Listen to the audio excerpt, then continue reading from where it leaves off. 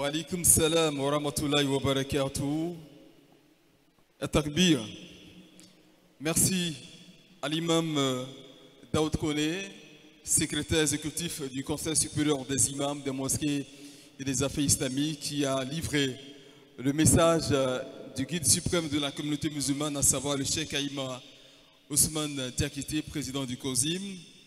Merci en tout cas pour votre présence qui dénote de l'intérêt que vous accordez à cette conférence internationale sur le mouridisme. Nous allons sans plus tarder passer la parole à nos éminents conférenciers qui sont donc là. Le premier qui va intervenir est le professeur Ndiaye Mohamed Galaï. Il a été le directeur de l'Institut islamique de Bruxelles. Actuellement, il est le président de l'Institut islamique Al-Mirab basé à Bruxelles. Il est président de la Fédération des associations islamiques de Belgique. Il est l'imam principal de la Grande Mosquée de Bruxelles. Il est également écrivain. Il est auteur de Sabilou Salam, la non-violence dans la pensée de Cheikh Ahmadou Bamba. Il a également écrit pour un ramadan spirituel. Professeur, vous avez la parole pour éclairer notre lanterne sur qu'est-ce que le mouridisme pendant une demi-heure.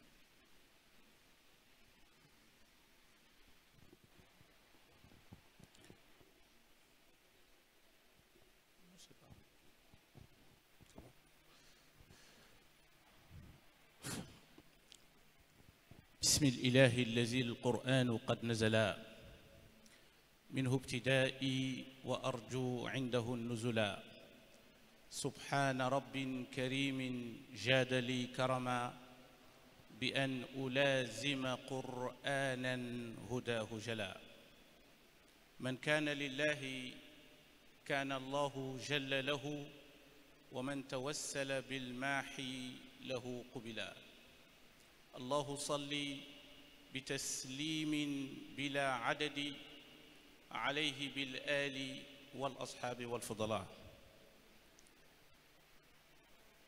فضلاء الأئمة الأساتذة الكرام والشيوخ،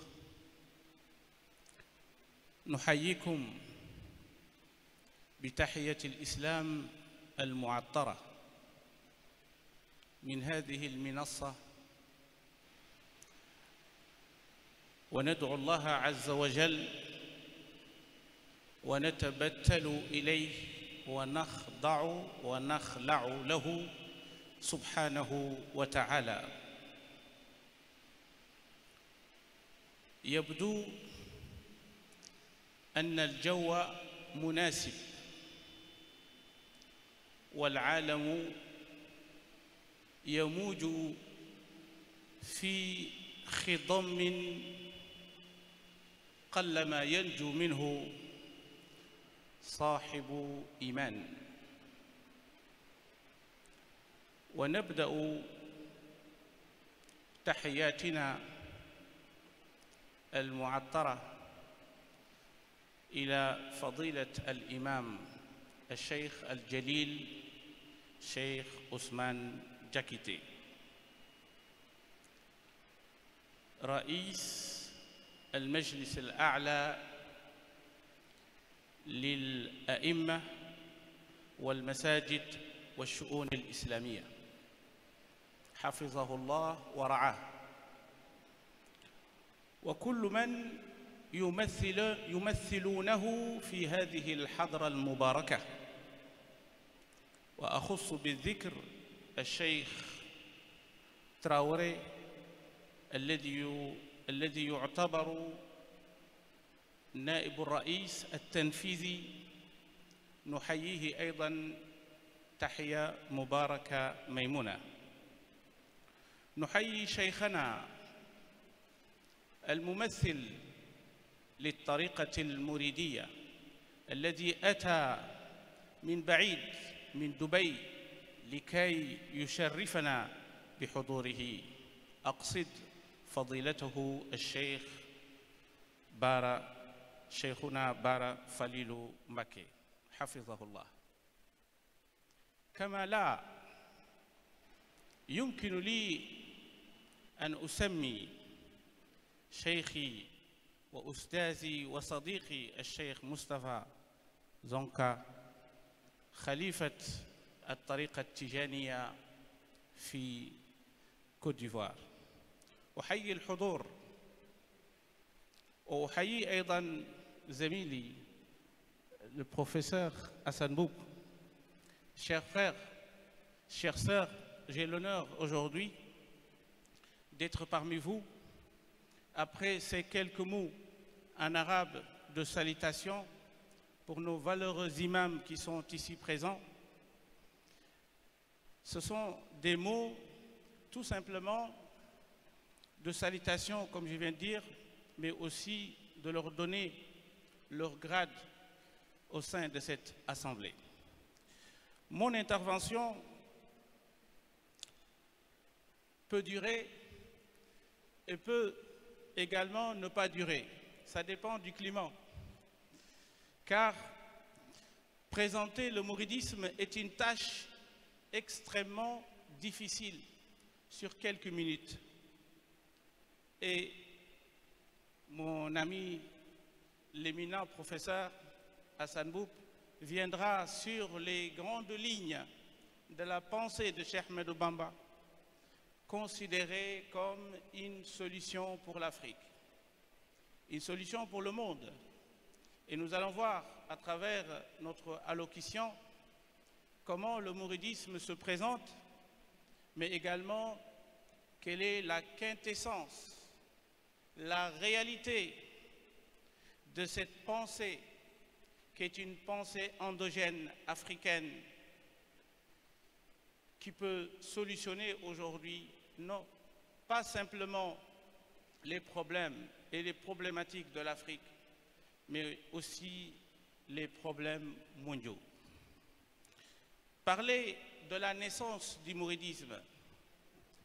Le mouridisme est né en Afrique de l'Ouest, précisément au Sénégal au XIXe siècle.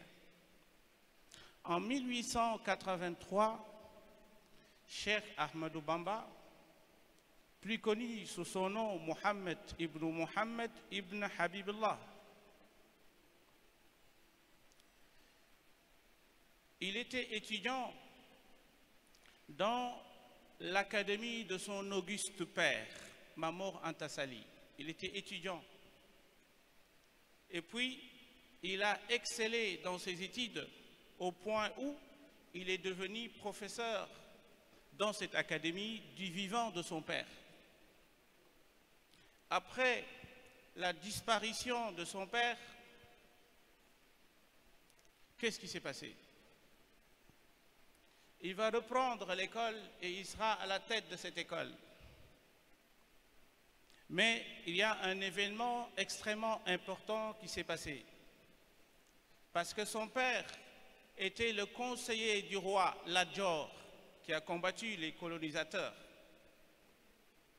Était son conseil, et donc le roi et ses auxiliaires ont essayé de le nommer comme le cadi ou bien le conseiller du roi qui va habiter à côté du roi et qui va lui donner des conseils et probablement se prononcer sur des fatwas. Qu'est-ce qu'il a dit? Il a dit: je refuse d'être un conseiller du roi.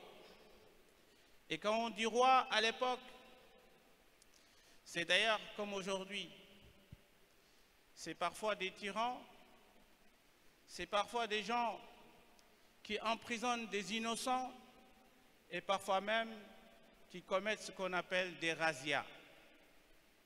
Et donc il fallait un imam, un religieux qui sera là pour cautionner cela. Il fallait un imam, un religieux à côté pour cautionner les injustices du roi. Malheureusement, c'est ce qui se passe actuellement dans beaucoup de pays musulmans. On voit des hommes religieux, des instruits, des hommes de Dieu, entre guillemets, qui sont manipulés et qui sont instrumentalisés pour des causes idéologiques. Et Cheikh Ahmadou Bamba, il a formulé son refus par un poème extraordinaire. Il a dit, parce qu'on lui proposait des honneurs, on lui donnait tout ce qu'il voulait s'il avait accepté. Il n'avait que 30 ans. Il était jeune. Donc, normalement, il devait être quelqu'un qui cherche les honneurs de ce bas monde. Il a dit قالوا ليركن لأبواب السلاطين تحز جوائز تغني كل ما حيني فقلت حسبي ربي واكتفيت به ولست راضيا غير العلم والدين. Et à la fin, il dit إن كنت ذا حزن أو كنت ذا وطر دعوت ذا العين قبل الراء والشين, c'est-à-dire Al-Arsh. En résumé, Cheikh Ahmadou Bamba dit, penche vers la porte ou les portes des rois, m'ont-ils dit. Irkan li abwab salatini tahuz jawaiz tughni kull ma hini. Si tu fais cela, tu auras des présents et des privilèges. Faqultu hasbi rabbi, Dieu me suffit, wa ktafaytu bihi wa lastu radiya ghayra al-ilmi wad-din. Je ne cherche rien de ce bas monde que le savoir, la connaissance et la religion et la foi. Et si toutefois j'ai besoin de quelque chose de ce bas monde où j'ai des difficultés, je me tourne vers le détenteur du trône, à savoir Dieu, Allah exalté soit-il. Comment le mouridisme a commencé? Il s'est réveillé un jour et il a invité les étudiants de l'académie. Et il leur a tenu un discours qui dit « Ala man sahibana litta'allum falyanzur li nafsihi wal yadhhab haythu sha' wal ya'wi li jinsihi wa man arada ma aradna falyasir bi sayrina ». C'est une déclaration historique. Il dit aux étudiants, à partir d'aujourd'hui, le programme de l'académie va changer radicalement. On ne va plus étudier pour étudier, mais nous allons chercher à nous transformer spirituellement. Car on étudie pour se transformer. On n'étudie pas seulement pour accumuler des connaissances et remplir notre crâne avec des vers, des fatwas, des connaissances. Mais la connaissance doit conduire l'être humain à se réformer. C'est cela la quintessence de l'appel de Cheikh Ahmadou Bamba. C'est la transformation de l'être. C'est créer un autre individu qui n'est pas un porteur de connaissances simplement, mais qui est nanti de spiritualité. Et c'est pour cela il a écrit en disant « Al-ilmu la bi kathrati riwaya, bal innahu nurun ma'a diraya. فاقصد به وجه الجليل يا فتى تجد جزاءك نعيما ثبتا إن الذي لم يخش رب العالمين ليس بعالم ولو أفنى الفنون. Celui qui ne craint pas Dieu, il n'est pas savant, même si il a assimilé toutes les connaissances qui se trouvent dans toutes les bibliothèques et dans tous les livres du monde. C'est ce que l'Occident appelle science sans conscience n'est que ruine de l'âme. Et donc c'est fondamental de comprendre que le mouridisme, ce n'est pas une nouvelle religion. Le mouridisme est une voie pour la transformation de notre ego, de notre être.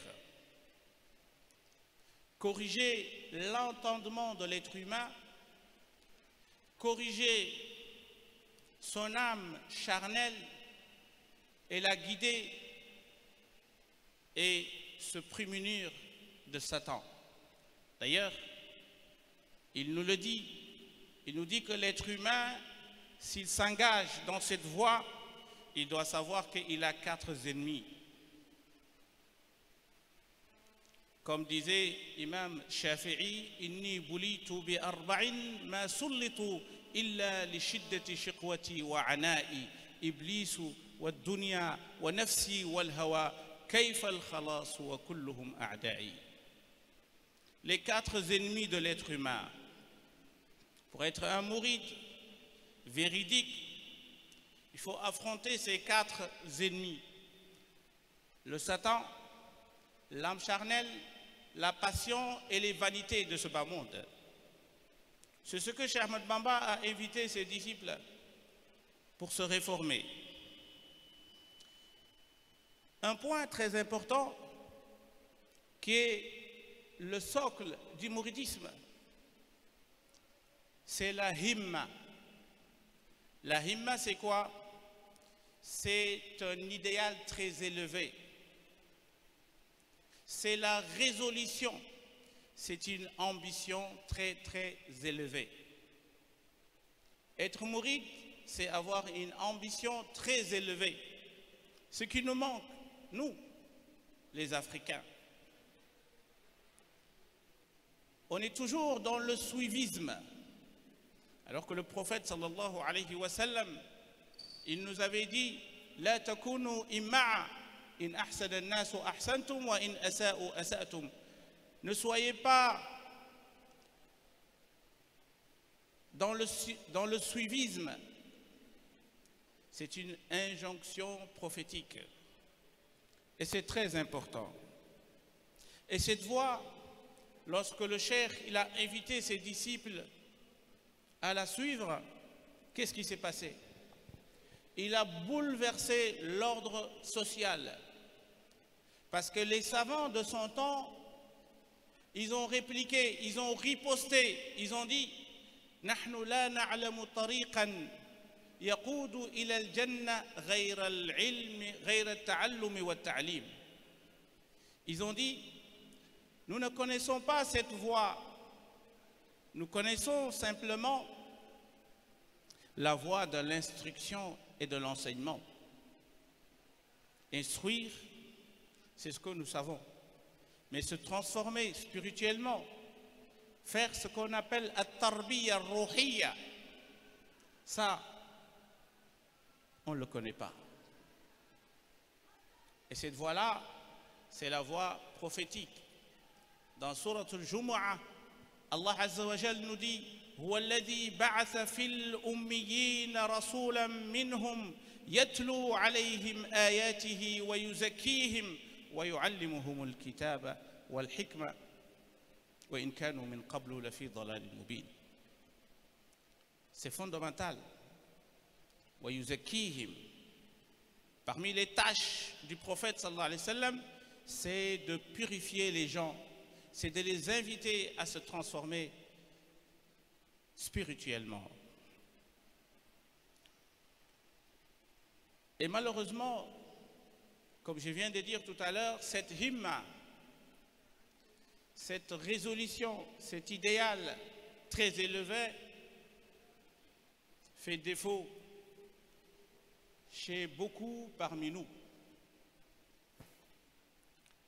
Et nous verrons tout à l'heure comment Cheikh Ahmed Bamba, avec cette himma, que les grands hommes de la spiritualité appellent Buraqul Arifin.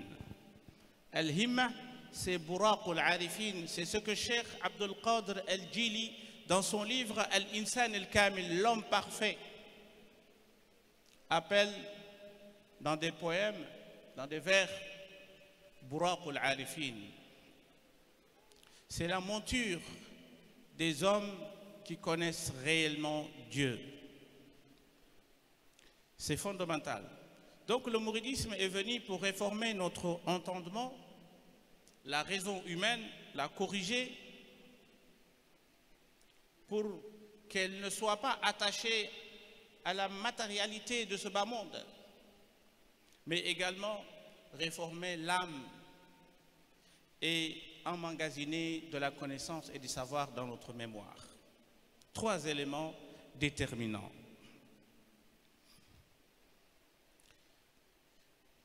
Lorsque le mouridisme est né, il y a eu 2 ruptures. 2 ruptures. La première, je viens de l'élucider, c'est cette rupture épistémologique. C'est-à-dire que le programme que l'on donnait aux disciples va être changé, modifié, car on n'étudie plus pour étudier, mais on étudie pour se transformer. Et puis il y a une deuxième rupture, c'est la rupture idéologique. La rupture idéologique, ça veut dire quoi? Ça veut dire qu'à partir de cet instant, nous allons mener un autre combat spirituel contre l'occupant. L'occupant, à savoir le colonisateur, le français, qui est venu pour nous coloniser, pas seulement la terre, mais coloniser nos esprits. Et Cheikh Ahmed Bamba a fait face à cette colonisation en réhabilitant l'homme noir dans l'histoire. Et c'est pour cela d'ailleurs, lorsqu'il a écrit son fameux ouvrage Masalikul Jinan, il dit dans l'introduction une phrase extrêmement importante. ولا يصدنك عن أخذه فلا يصدنك مدى الأزمان عن أخذه كوني من السودان.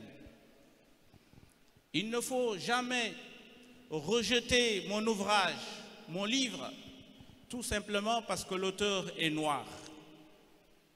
Vous imaginez, 19e siècle, un noir qui écrit un livre, pour les noirs, pour ses frères, on ne lui donnait pas une considération. Parce que c'est un noir. Le noir n'a pas de savoir. Il ne peut pas avoir de savoir ni de connaissance. Parce que il est relégué au second plan. C'est un sous-homme. C'est ce que le colonisateur a essayé de nous inculquer. Que l'homme blanc, il est supérieur à l'homme noir. Cheikh Ahmed Bamba nous dit, c'est une idée fausse. فليس يوجب سواد الجسم سفاهة الفتى وسوء الفهم. C'est pas parce que tu es noir que tu n'es pas digne de comprendre. Mais il va aller plus loin. Il va dire فليس يوجب سواد الجسم عدم فوز بعظيم القسم. C'est pas parce que tu es noir que tu dois toujours suivre les Arabes. Tu peux avoir ce que les Arabes ont eu à travers le prophète sallallahu alayhi wa sallam. Si les grands hommes dans l'histoire, comme Cheikh Abdul Qadir al-Jilani, comme Cheikh Ahmed al-Tijani, radiyallahu anhum ajma'in, si ces hommes spirituels, hautement spirituels, avec leur himma, leur ambition, ils sont arrivés à la rencontre du prophète sallallahu alayhi wa sallam physiquement pour recevoir de lui un ordre, pour recevoir de lui une voix, pourquoi pas l'homme noir que je suis. C'est cela, avoir une ambition. Et c'est pour cela, il a écrit, il a dit, le prophète, concernant le prophète sallallahu alayhi wa sallam, il dit « Yaqoudu bil-zahiri wal-batini man ata'ahu lillahi fi kulli zaman » Le prophète guide et oriente qui il veut, mais à tout moment. Ce n'est pas parce que les vénérés et éminents chers qui lui ont précédé, ils ont tout pris et qu'il ne reste plus rien. Il avait cette ambition. Et c'est fondamental pour nous les Africains de savoir qu'on n'est pas obligé. On sait que l'islam ne connaît pas la discrimination. Il n'y a pas de couleur noire, ni couleur blanche, ni jaune. Mais nous devons être dignes et nous devons également avoir cette ambition d'aller vers la source. Pourquoi toujours suivre l'autre alors qu'on est capable de rencontrer le prophète sallallahu alayhi wa sallam et d'obtenir ce que les autres ont obtenu, car les grâces divines sont infinies. Wa in ta'uddu ni'matallahi la tuhsuha. Ça, c'est un point très important. Le seul noir, et je réconfirme ce que je vais dire, le seul noir connu dans l'histoire du soufisme et de la spiritualité, qui a déclaré haut et fort qu'il a rencontré le prophète sallallahu alayhi wa sallam physiquement et qui lui a donné sa propre voix.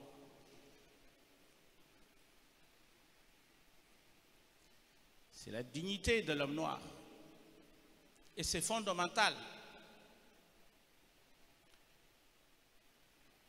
En parcourant ce chemin, il continuait à accorder un grand respect à ses sourds, à ses maîtres, qui lui ont permis d'accéder à ce grade, comme Cheikh Abdul Qadir al-Jilani, Cheikh Ahmad al-Tijani et Cheikh Abul Hassan al-Shazili. Ça, c'est un point très important. Le noir, à l'époque de Cheikh Ahmadou Bamba, à l'époque de la colonisation, c'est pas vrai. Il me dit qu'il me reste 5 minutes alors que je suis dans l'introduction.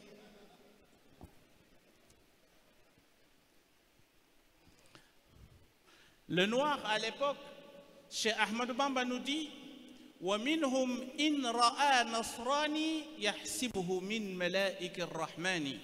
Si le noir voyait le blanc, il croyait que ce n'est pas quelqu'un de normal, c'est un ange. Ça, c'était la mentalité à l'époque. وَمِنْهُمْ إِنْ رَأَى نَصْرَانِي يَحْسِبُهُ مِنْ مَلَائِكِ الرَّحْمَانِ. Et c'est pour cela que le mouridisme est fondé sur ces deux principes fondamentaux. Al-irada, la volonté, et avoir une ambition très élevée.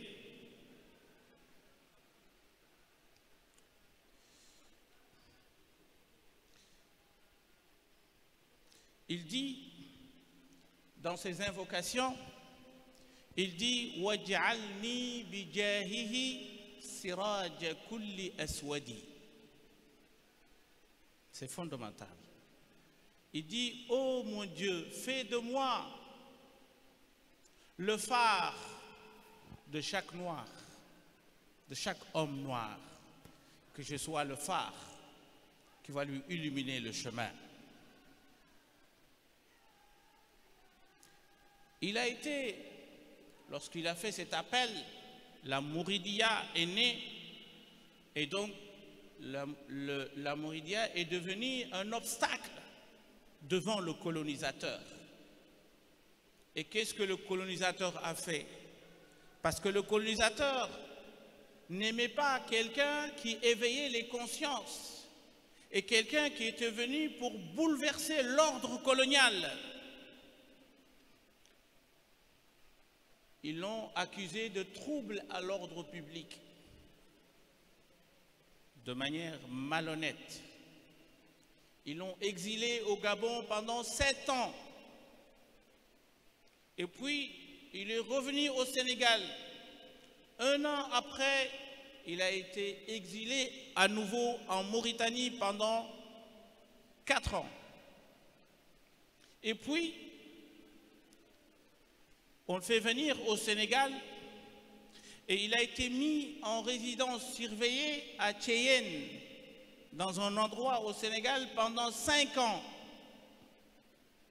Et puis, résidence surveillée à Diourbel jusqu'à la fin de sa vie. Ça veut dire quoi? Ça veut dire que 33 années, il a été privé de liberté. 33 années. Je ne parle pas de 2 ans, de 3 ans, de quelques semaines. 33 années, il n'a pas sa liberté. Le colonisateur l'interdisait de rencontrer plus que 4 personnes dans la journée. Tellement que son influence grandissait chaque jour. Ce cher frère et sœur, pendant son 2e exil en Mauritanie, ils lui ont dit: tu es en train de préparer pour faire le djihad, la guerre sainte. Il a dit: c'est vrai, votre accusation, elle n'est pas fausse, elle est vraie. Mais je fais une autre forme de djihad que vous ignorez.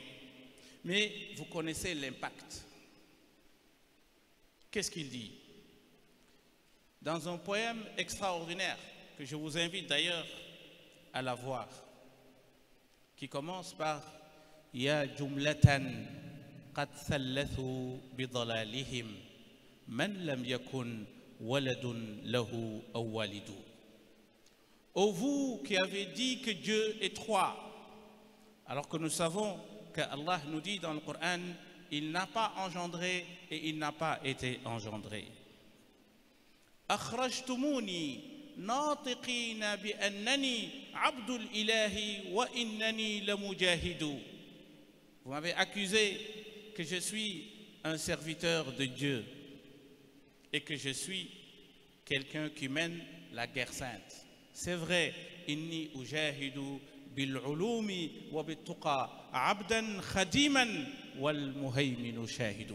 C'est vrai, mon djihad est d'un autre ordre. Je fais le djihad avec le savoir, avec la connaissance, avec l'éveil des consciences, avec la réforme spirituelle. C'est cela mon djihad. Ce n'est pas avec l'épée, ni avec des sabres, ni avec des canaux. Et ce djihad, chers frères, c'est le djihad al-akbar, c'est le grand djihad. Et c'est ce djihad qui a libéré aujourd'hui une grande partie des Sénégalais et d'autres qui ne sont pas des Sénégalais, qui n'ont pas ce complexe d'infériorité, qui sont libres dans leur conscience et qui croient en eux-mêmes. Et ça, c'est fondamental. Un mot sur la non-violence de Cheikh Ahmed Bamba.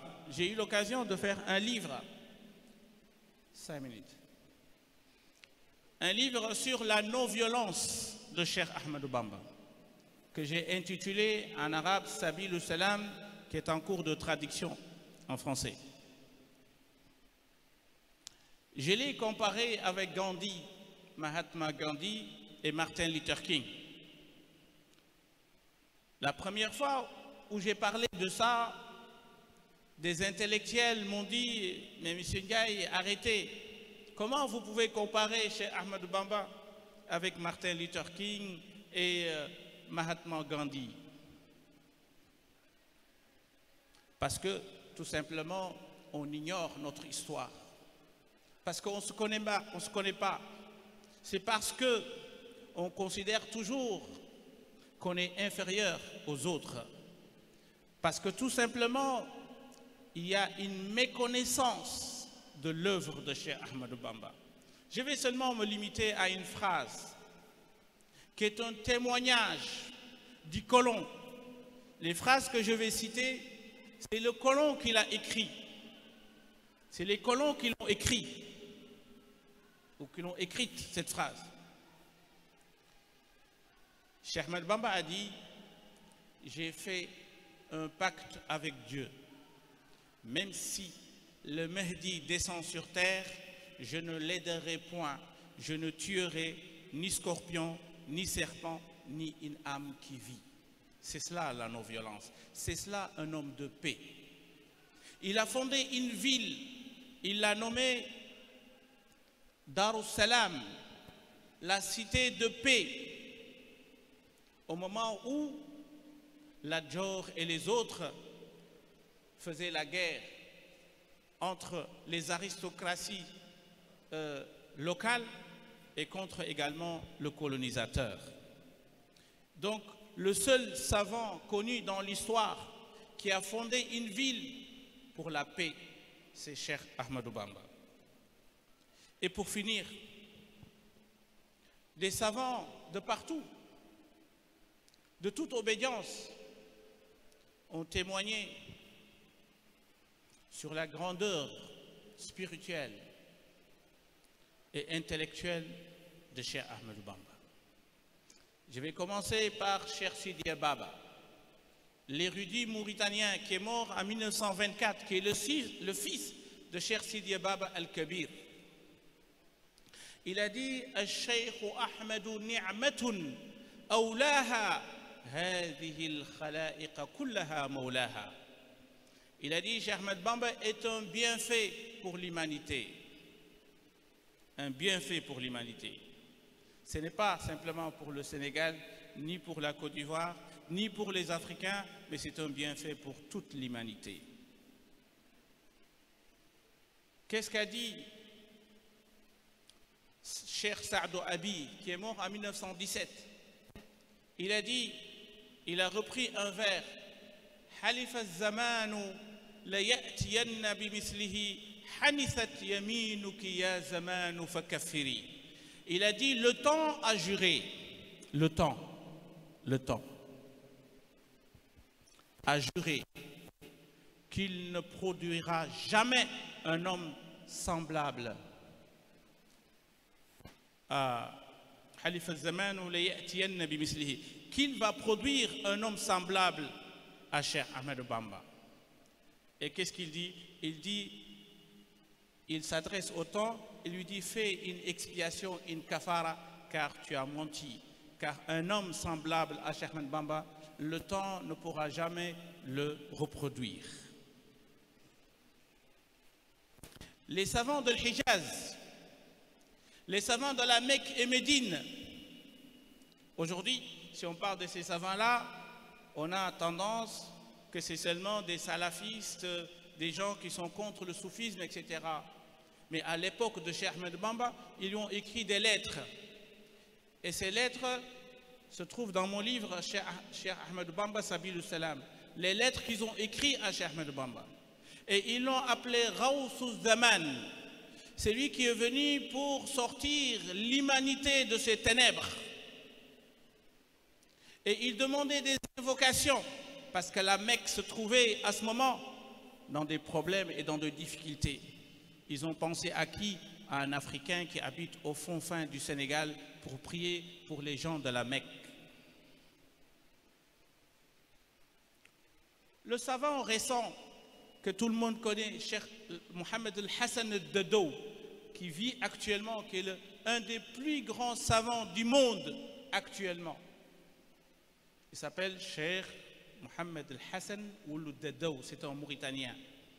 Il a fait un témoignage extraordinaire sur Cheikh Ahmadou Bamba.